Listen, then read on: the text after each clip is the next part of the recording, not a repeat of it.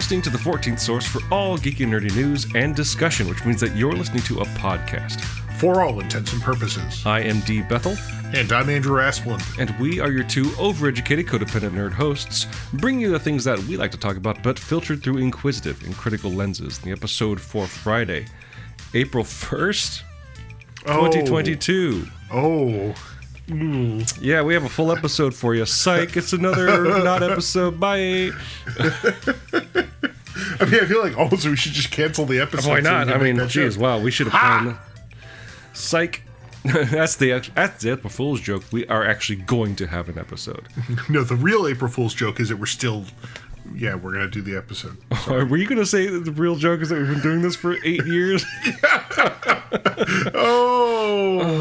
We are the awkward joke. Well, you know what? I feel invigorated. I feel refreshed. Well, dude, because you were on spring break. So tell me, how was your spring break? Who cares about spring break? How was your spring break? It was nice. Thank you for asking. And actually, a couple interesting things happened on our spring break. Okay. One, and a very important date that happened during my spring break was March 20th. And that's notable for actually two reasons that I want to bring up today. First, March 20th is the anniversary for my wife and I. Oh. Both in terms of dating anniversary and marriage anniversary. We got married on our 10th anniversary because we didn't want to memorize a new date. And two, that's also in the year 1997, the day Castlevania Symphony of the Night was released across the world. Oh, Castlevania Symphony of the Night. A real game changer. The game that put the Vania in Metroidvania. Which it's really interesting because I read an interview at some point with the creator of Symphony of the Night, or at least the lead guy, right? Iga. Let's just call him Iga. We'll just call him Iga. For all intents and purposes, his name is Iga. It's funny because he talks about it like he wasn't trying to make a game like Metroid. Right. Like I think we said this, like he was trying to do in his mind something like Zelda. Right. But Zeldavania just doesn't roll off the tongue. Yes, it actually kind of does. Now that I think about actually, maybe. Shit. Although the with the exception of one Zelda game, the style's different. Right. But it's an interesting thing because they inadvertently or vertently made a genre, right? And for those that don't know, this is a video game series or type of game where you have kind of, it's a sort of open world, right? Exploration focused, like Metroid tends to be.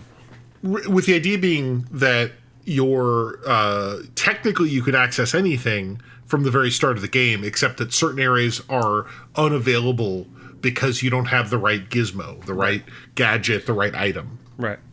And the Vania part is actually, that's the interesting thing about it, because the Vania is very specific. It's what made it Metroidvania is not Castlevania's 1 through 3 or Bloodlines or whatever. It's mostly Castlevania Symphony of the Night forward, including all the GBA games, right? Aria of Sorrow, Rondo of Blood. No. Circle of the Moon. Circle of the well-ish. Harmony of Dissonance. Yes. Dawn of Dancing. D of something. Portrait of Ruin. I know that's one. All those games that really followed in the vein of Symphony of the Night. But that's the thing. Like it's Symphony of the Night is interesting because it's a sea change for Castlevania games. Because like let's just, I'm not going to say of our generation, but you and I really liked Castlevania Symphony of the Night. I think you were a bit more of a fanboy for it than I was, but I still really enjoyed it. I'm like, this is crazy. It's because there's so many, like I said, the open world kind of angle of that exploration kind of thing, and just kind of, it was about discovery. And it was one of those games where you'd come to school the next day because we were young when it came, we were young when it came out. You mean Symphony of the Night? Set in 1997. 17 years old, very young. we were not that young. We were not, as a 41-year-old man, 17 is young. All right. But yeah, not young as gamers, I guess, in the sense. But like, it was something you come to school and like, talk about like your experience playing the game the previous day, and it's like, oh, you did this, you did that kind of thing. Finding different things, talking about these. It's like a game of secrets, a miserable pile thereof. But it is a. But the thing is, it is really different from basically any other Castlevania game that came before it, despite leaning heavily continuity-wise on previous games. Right. Right. Was it Bloodlines or was it? I can't remember specifically. That was actually Rondo of Blood. Was the one that they literally, the game Symphony of the Night opens with the end of Rondo of Blood. Right. Being played out, which I think the joke was that Rondo of Blood had not actually come out in the United States. No, it had not. Yeah. There was a weird, like, I think shitty permutation of it. Like, it's that weird thing about how, like, games that came out in the U.S., like, sometimes they were not, like, they weren't the best. Especially in the 90s, where, like, they were just doing half-assed decisions or uninformed decisions between releasing games in the West and the East, to the point where I think that one of the big sort of tent poles of this confusion was in 1997, September 1997, as a matter of fact, when Squaresoft decided to release the new Final Fantasy in America as Final Fantasy VII. Despite, in America, the only Final Fantasy games that preceded it were called Final Fantasy I, Final Fantasy II, and Final Fantasy III. Right. Right? So it's just, cats and dogs living together, mass hysteria. Mm-hmm. But it did change the fundamental formula, especially going forward, of what Castlevania was. Because Castlevania in the 8-bit and 16-bit eras were just side-scrolling adventure games. Action games. Well, I mean, it was a platformer. It was exactly a very bad platformer. I mean, yeah, and actually not very. And I think I've said this before. My recollection was when I went to buy this game, I'd just gotten a PlayStation. Probably we were senior year of high school. Yeah. And you were a Sega guy. Well, no, I had a PlayStation. I didn't have a Saturn until later. Oh, well, you had a Genesis. I got a Dreamcast later as well. Yeah, but, right. I had a Genesis, but I had a PlayStation, and I remember kind of in this like weird search for games to play. Mm-hmm. Yeah, I didn't have a lot of money, but somehow I had a Sears card. Right, so I would go to Sears to buy games. Okay, or buy a washing machine or something. Right, and I was there, and they had it, and it like, oh, it sounds cool. And I remember the friend that was with me was like, oh, I don't know, man, those games are bad. I mean, Castlevania 3 is all right, but it's still hard as fuck, and it still controls like. And, you ever want to play a game that is in molasses? Then play Castlevania. Historically, yeah. And actually, I think this friend made the comment that, like, at their best, it's a game you rent and finish in a weekend. Right. It's like, well, I'll just buy it. We'll see. And it was really, it was great. Backwards it was dashing. Actually, it was a little bit weird, but I would say, yeah, probably, and I think to this day, often considered one of the best games on the PlayStation. One of the PlayStation. One of the best games made. Honestly. I think it holds. I haven't played it in a while, but it's been released on most platforms. Ironically, it's not available for the Nintendo Switch. I don't know why it's ironic, but it's not available for that platform. But I would bet that if you picked it up today, it would still be a good time. Yeah, I would say it's holding up against any more recently released Metroidvania game. I would say. It has some weird issues that were just because they were like. It was the first time they did this, but I would say that it is still entirely playable and enjoyable, right? Yeah. Like it still does all the things it did well, and it still plays like it's still really good to the point where people continue to emulate it, right? Like they try to create games that are like that game, not the games that came after it, like that game. I think the only problem that it has is actually not with the original release. It's been with subsequent releases where I think they might have actually retranslated and redubbed the dialogue, maybe, which is a bad thing. That's a bad move. I think there's an alternate. Yeah, they got it right on the audio? first try. It's bizarre. I mean, that's a thing to say. They got a PlayStation 1 right. I mean, PlayStation 1, especially early on, great English translations and voice acting across the board. Where on earth have you been? It's It is interesting because it's still, to this day, you still see people have make reference to the opening of the game, with its classic line of Dracula looking at Richter Belmont and saying, "What is a man?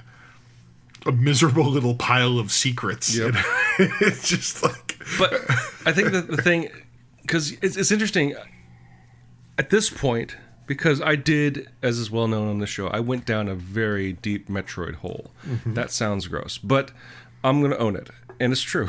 And I think both of us are fans of the genre of Metroidvania.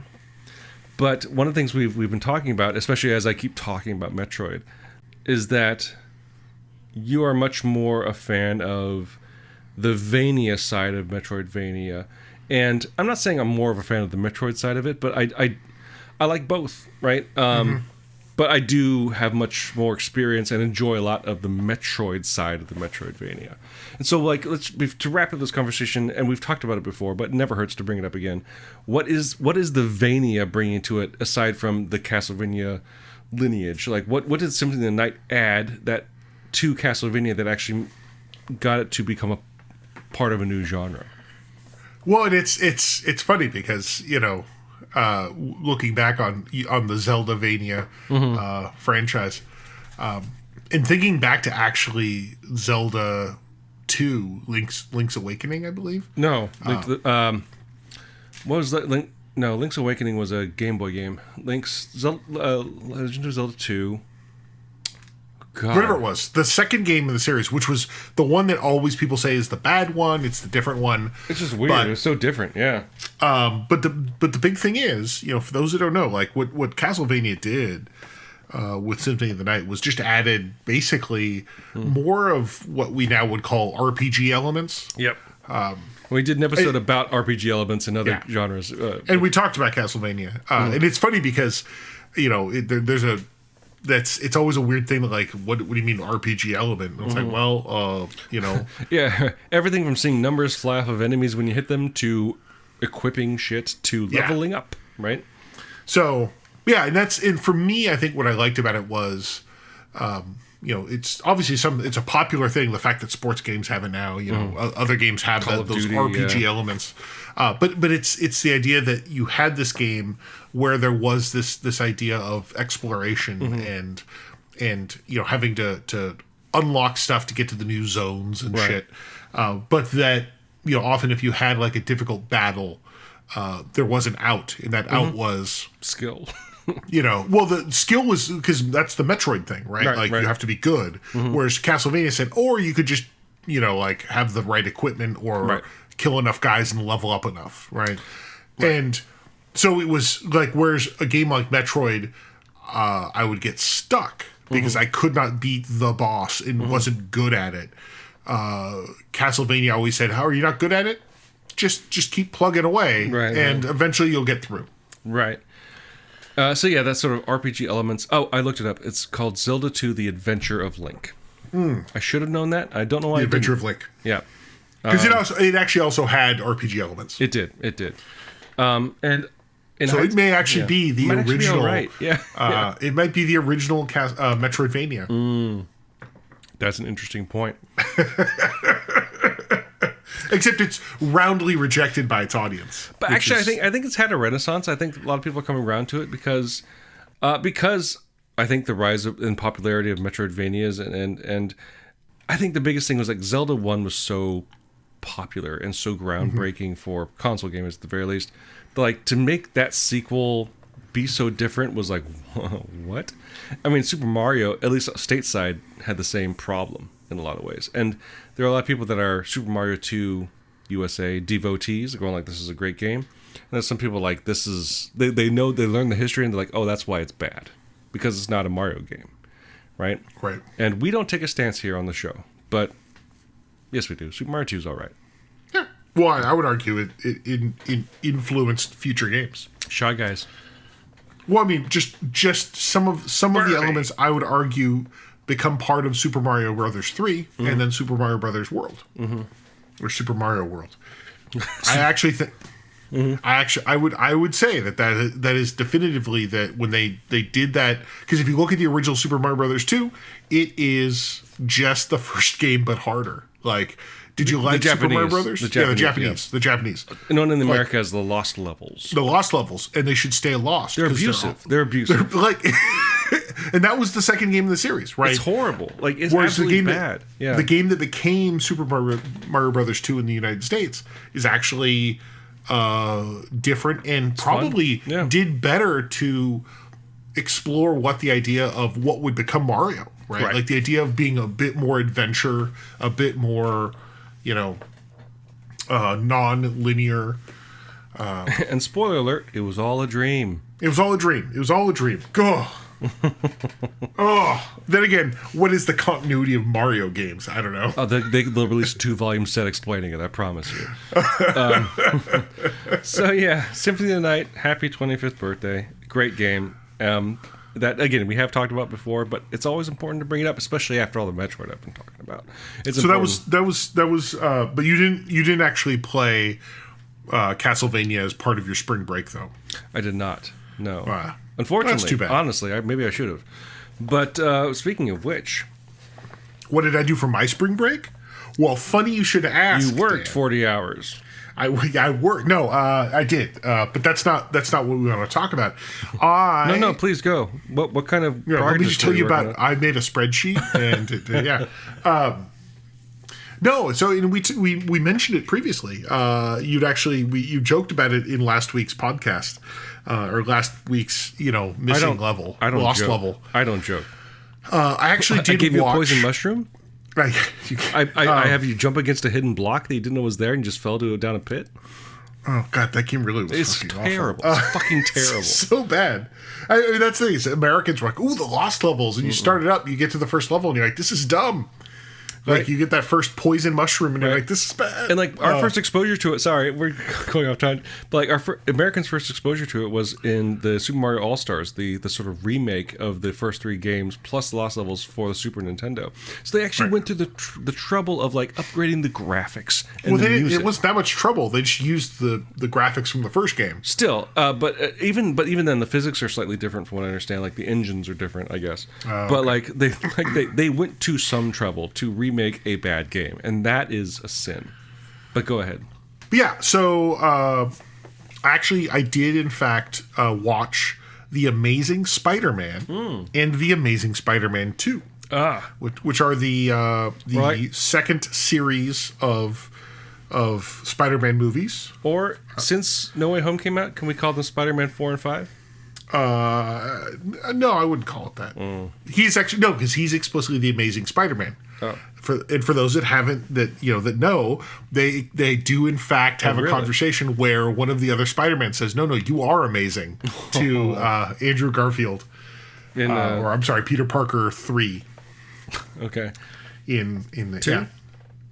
No, he's 3. Okay, sure. Because Peter Parker from the MCU is 1, and then Tobey Maguire's 2. And actually, they do have a discussion about that. But I will say, as someone who watches it with subtitles, they in fact Peter 3 and Peter 2. It is, Andrew Garfield is Peter 3. I'm surprised they didn't just call Andrew Garfield Long Peter. So I did see The Amazing Spider-Man, which I'd never seen before. Right, I missed it when it came out because I didn't really go to theaters, and people said it was bad. And people did say it was bad, and it's so. One thing I will say is it is definitely different than the original Spider-Man movies. Sure. And I'm wondering what I would have felt had I seen it, having only seen the Tobey Maguire movies, but I watched this having seen basically everything but No Way Home. Right. And, if you haven't seen it, it's a story about a high school kid named Peter Parker who basically gets bit by a wacky spider. Oh, no. A genetically manipulated spider, and develops spider-like powers. What? That's impossible. Yeah, right. Who'd have guessed? Is he sterile now? I don't. I mean, we didn't. They definitely not Andrew Garfield. They didn't do a test on camera for that. But yeah, so we have The Amazing Spider-Man. and it tells the story of this Peter Parker, and after he gets bit and stuff, and we don't. So they do the origin again, is what I'm hearing. They do the origin. They do the origin. Although it's different. It's a little bit different. His Uncle Ben is now Martin Sheen, which is all right. That's all right. Which I was like, that's really a definite old Uncle Ben. Yeah. Well, the original Uncle Ben was older than time. That's true. Right. If anything, so yeah, Aunt May was too. Yeah. Aunt May got younger. Right, because the original Tobey Maguire one, they were both old. Yeah, that's the joke, right? That Aunt May keeps getting younger, so if they make a new Spider-Man movie, Aunt May will just be like his sister. Right, Cousin May. Cousin May. But yeah, so it's, we see some similar stories, but some different stories. Right, and I heard that, and I don't mean to get ahead of you, but there's no need to recap the story necessarily, but like, that one of the illusions across the two movies was like, kind of actually what they were doing in the Telltale Batman games, which is like, Martha and Thomas Wayne were actually kind of like into some bad shit. Right. It does. Having seen the two movies, it does feel like that there was a plan for the third movie, right? That they were leading up to, like Sticks stuff. Yeah.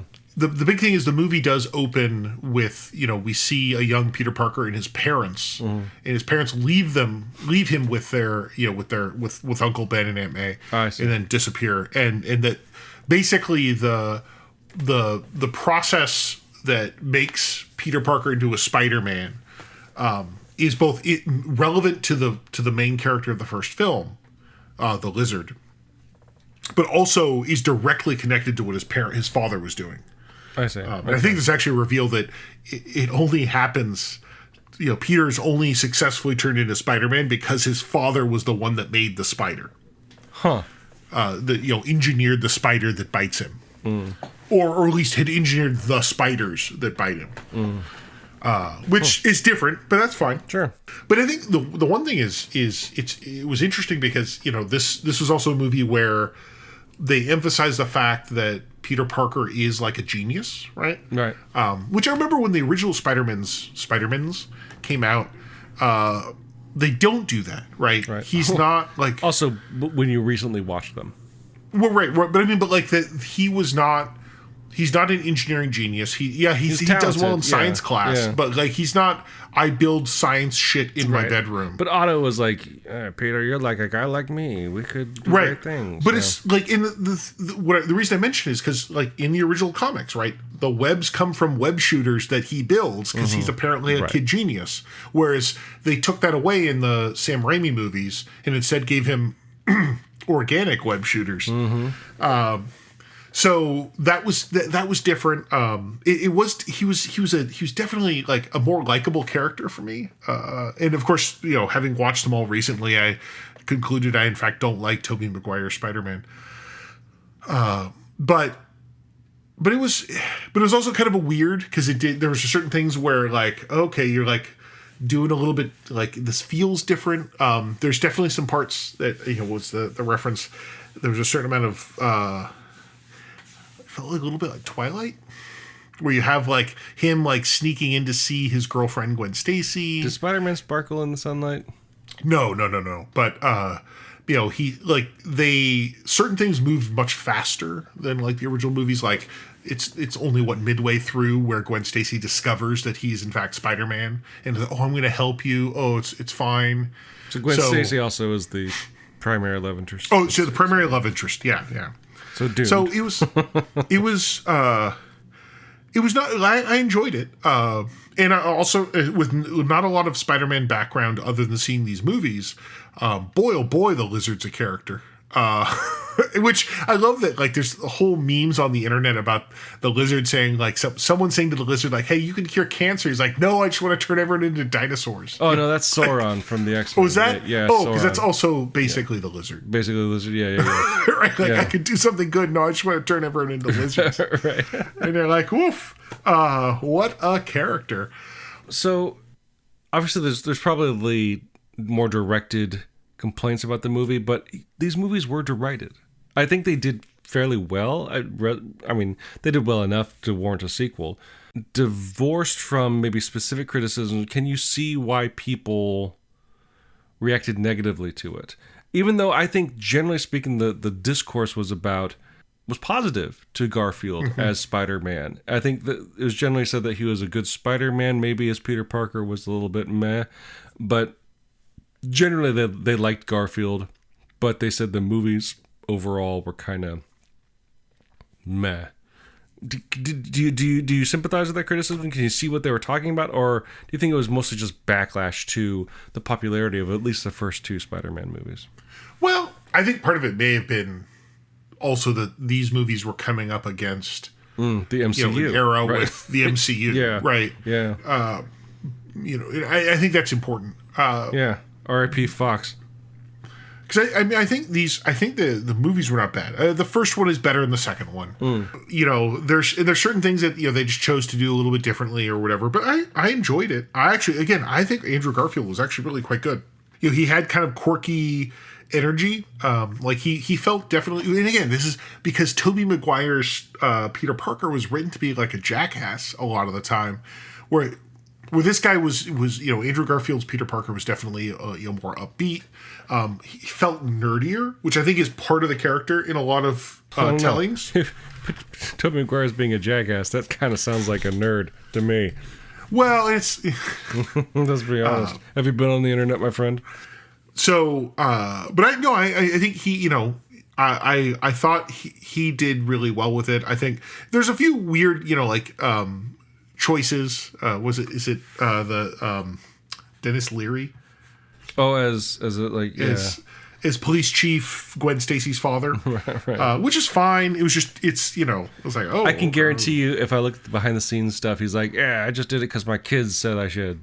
That's what they all fucking say. That's what's funny because the character that he plays was in Spider-Man 3, played by James Cromwell. Oh.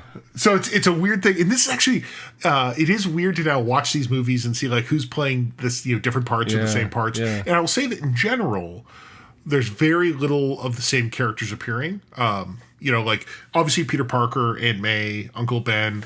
When you think about it, like, Gwen Stacy, I guess, was in Spider-Man 3, but it was not in the new Spider-Man series. No Mary Jane in The Amazing Spider-Man, I'm guessing. No Mary Jane, and technically, right, like, we've actually had no consistent Mary Jane character in all 3 movies, or series.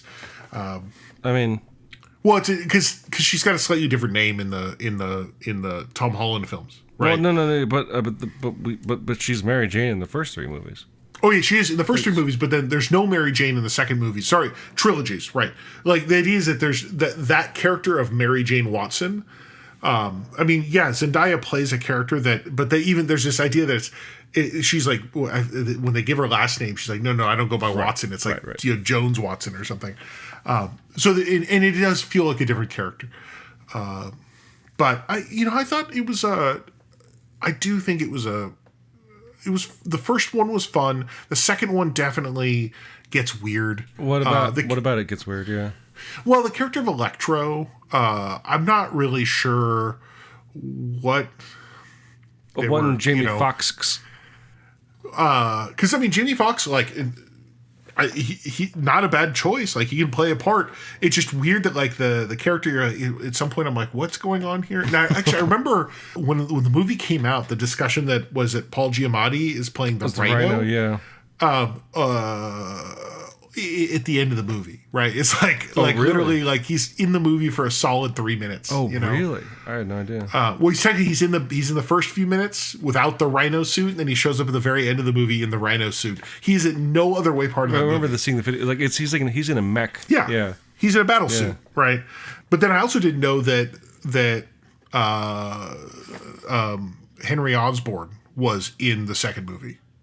That was not something I knew about. Really? And it's weird because it's not James Franco. It's a different character playing a different permutation on the part, or a different permutation on the character, a little bit weirder because they have this story about what Norman Osborn's deal is. And it's like, what? Like, oh, he's got some weird, like, turn you into a goblin disorder or some shit. I don't know.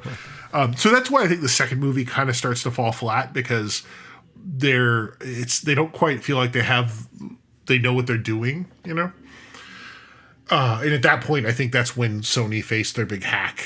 And it was revealed that Sony didn't really, they just want to make a Sinister Six movie. Yeah. Which is, let's make a movie about bad guys, because that's right.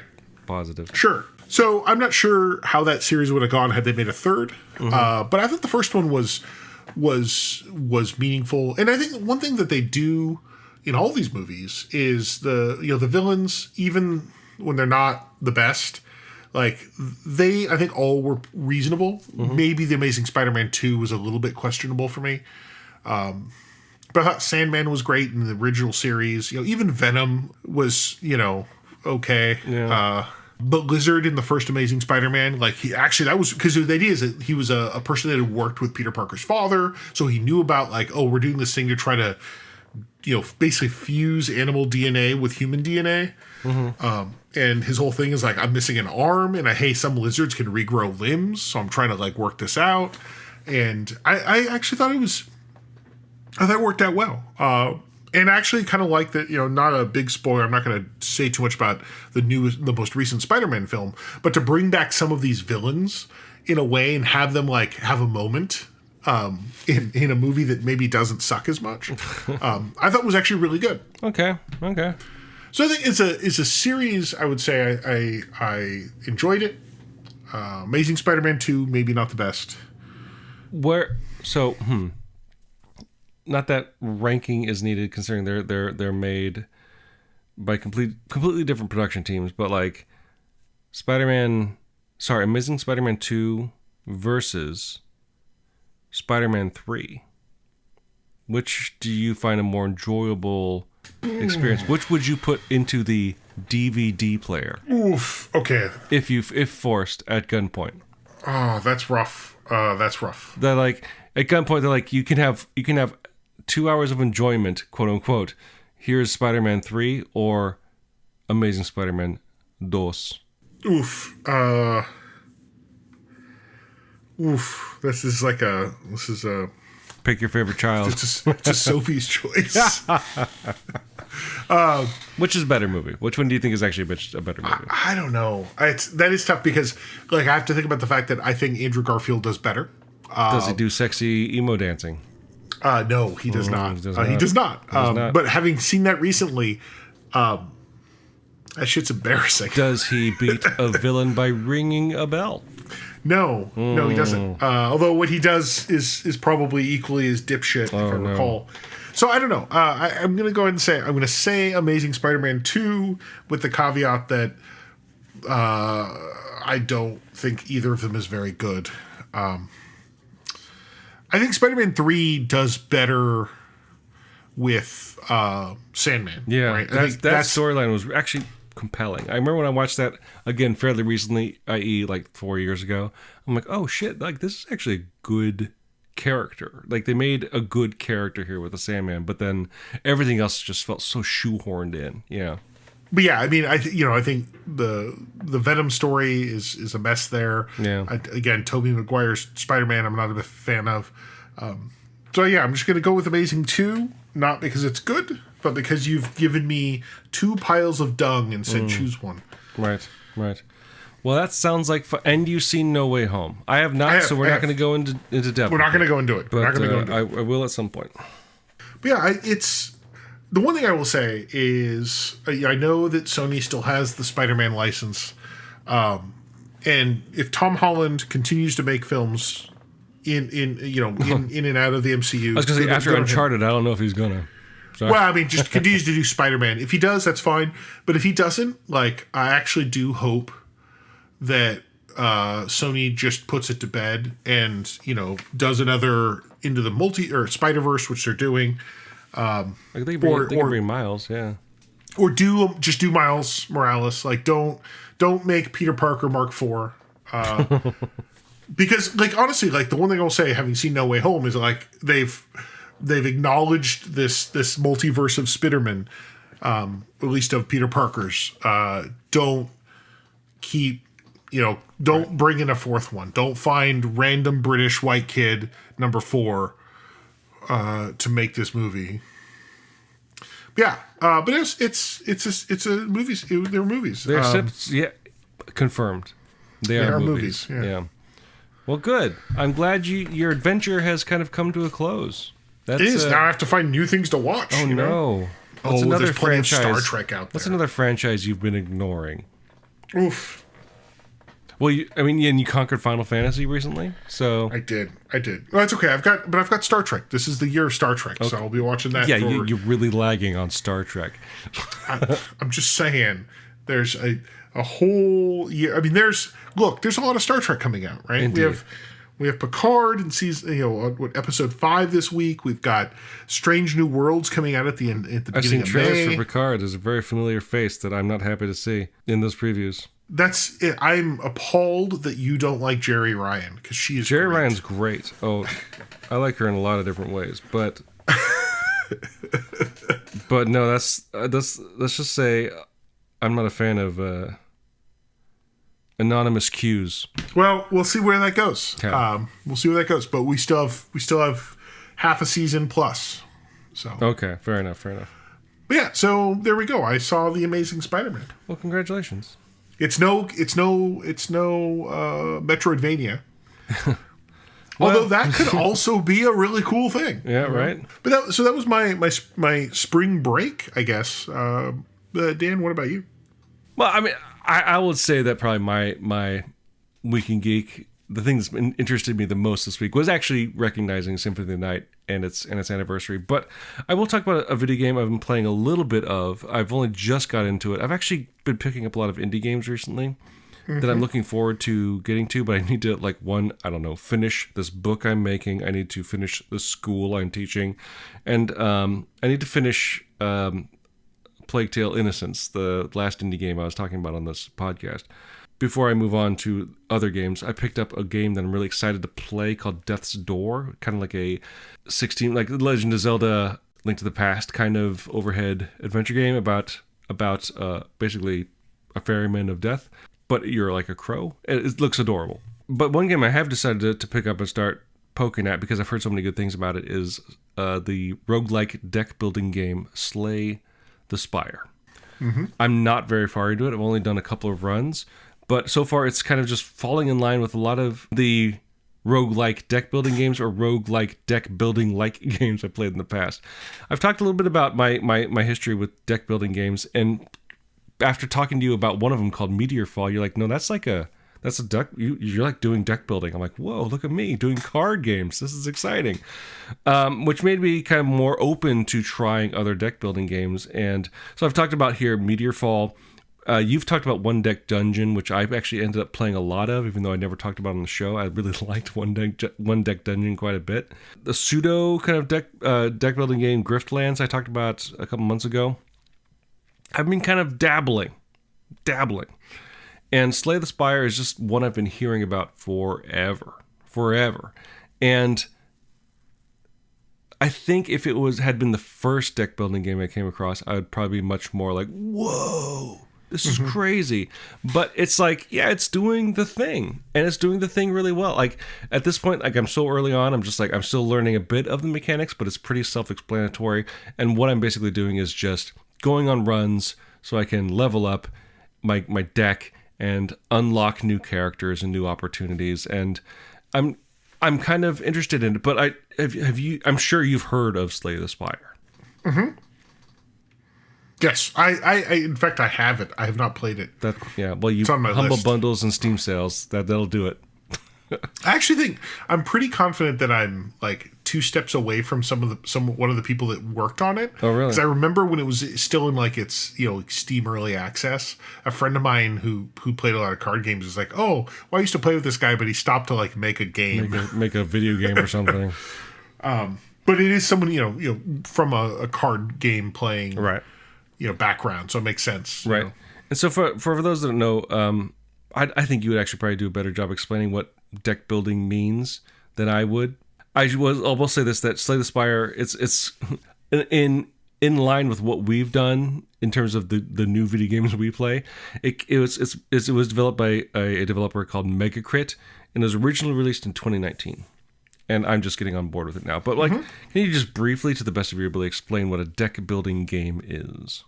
Generally, deck building refers to...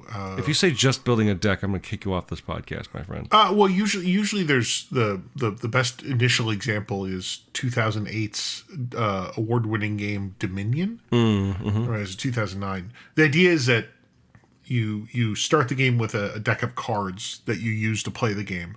But what you do when you play the game is you acquire more cards. Whether that be through, whatever the game mechanics are. And the idea is that as you acquire more cards, they then let you do more things. So as the original Dominion was you bought cards that then would give you more actions or more money to buy more cards. And then eventually you get a better deck. And and depending on how it's done, different games do it differently. Sometimes, taking out cards is part of it. Which Slay the Spire does as well, yeah. We do go into this in depth in that Meteor Fall episode when we talk about that, because that is basically me talking about it. You're like, this is a deck building game.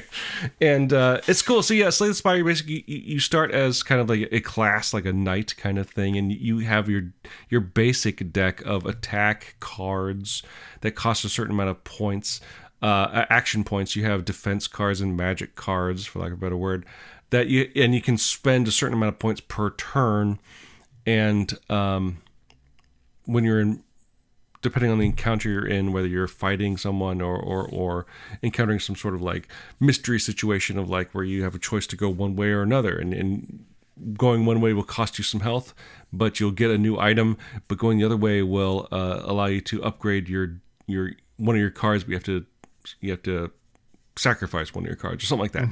Mm-hmm. All about manipulating what's in your deck and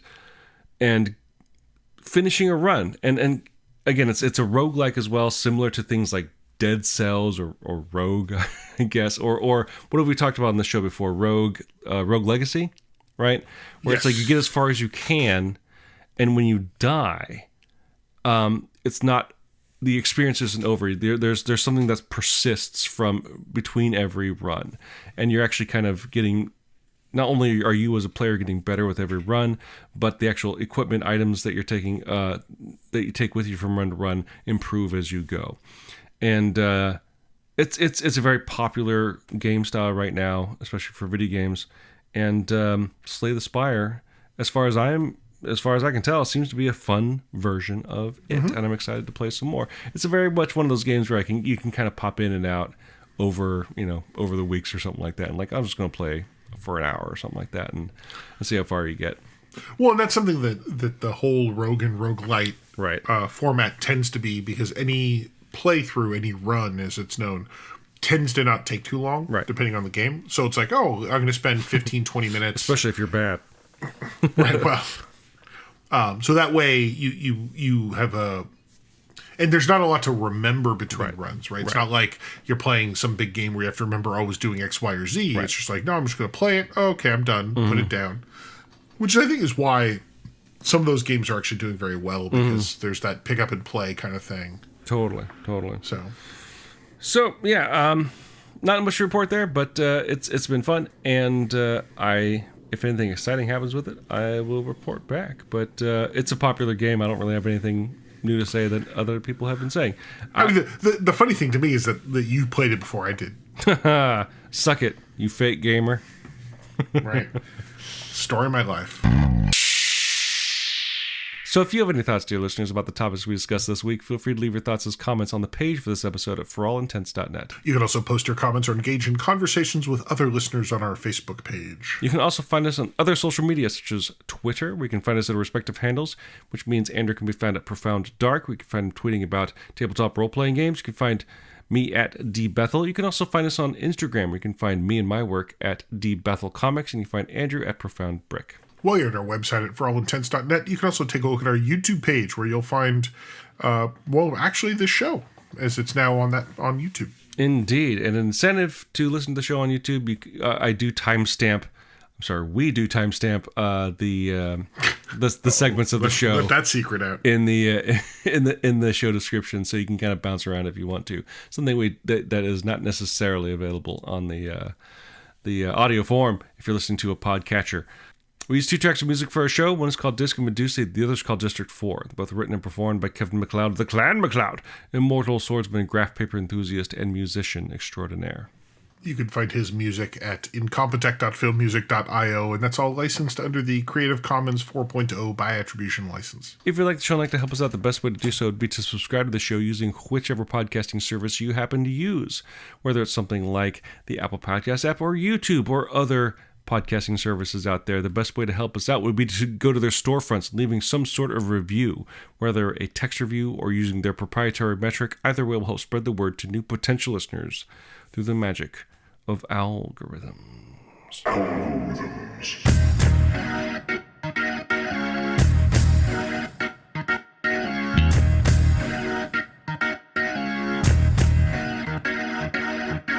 Before our next episode comes out, so next week, is in fact an important day. Why is that? April 5th, First Contact Day. Oh, is it specifically 2022 as well? No, it's 2063. Oh, so we're not there yet, but yeah, we got 41 years. Yeah, so until we hit April, what was it? April 5th. April 5th, 2063. When we hit that episode, we could probably do the math and figure out what episode that would be. Until then, dear listeners, I'm D. Bethel. And I'm Andrew Asplund. And for all intents and purposes, that was a podcast.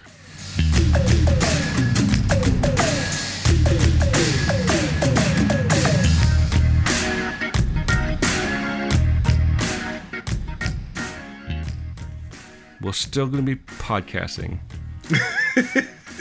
Because we just can't bring ourselves to finish it. So, well, once the Vulcans show up, we'll be good. We'll be good. We'll be good. I mean, it's moon night. It's moon night. It's not moon morning. Right? It's not moon midday. If you obsess over a bad thing, and what they say is, like, at the end of the second Amazing Spider-Man movie, Gwen Stacy dies. Right. Spoiler for a movie from 10 years ago. Spoiler to a comic from 1972 or whatever, right? Willem Dafoe's always kind of looked like a mix between 45 and 75 years old, so... Right.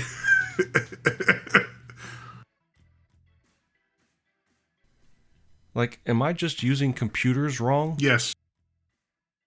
Let me verify.